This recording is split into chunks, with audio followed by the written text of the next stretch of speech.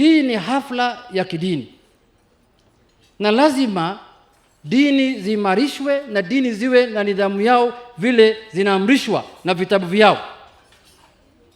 Mheshimiwa Rais, ni jambo la kuhuzunisha kwa sababu mimi naendanga misikiti kila wakati, lakini sijapewa nafasi ya kuongea ndani ya misikiti. Mimi naenda kuongea huko nje, ndio mimi nalumbana na watu. Nimeshangaa watu wanakaa kwenye makanisa, saa nyingine kwenye misikiti Jumapili, na watu wanatusi watu ndani ya misikiti. Wanaongea juu ya masikio ya watu, matako ya watu, kifua ya watu ndani ya kanisa.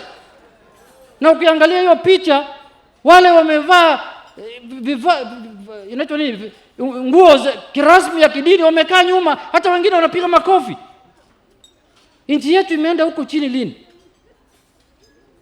Na sasa mtu akijibu hawa huko nje, sio ndani ya kanisa, tena wanalia. Mwenye anajibu hawa hajajibu hawa ndani ya kanisa, amejibu hawa huko nje, sasa tena unalia. Hajasema kitu yote mbaya, amesema uache kukula mkate na uji saa 10. Hiyo ndio inafanya watu wananona. Saa 10.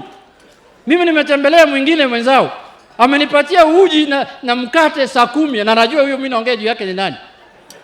Hizo ndio vitu inaharibu hii mwili. Sasa mimi ile kitu imenihuzunisha ni mambo ya kutumia sehemu za Mungu kama sehemu ambaye ya kutusi watu, ya kudhalilisha watu, ya kuongea juu ya watu vibaya. Hiyo ndio jambo ambaye imenihuzunisha sana kama mbunge na kama Mkenya.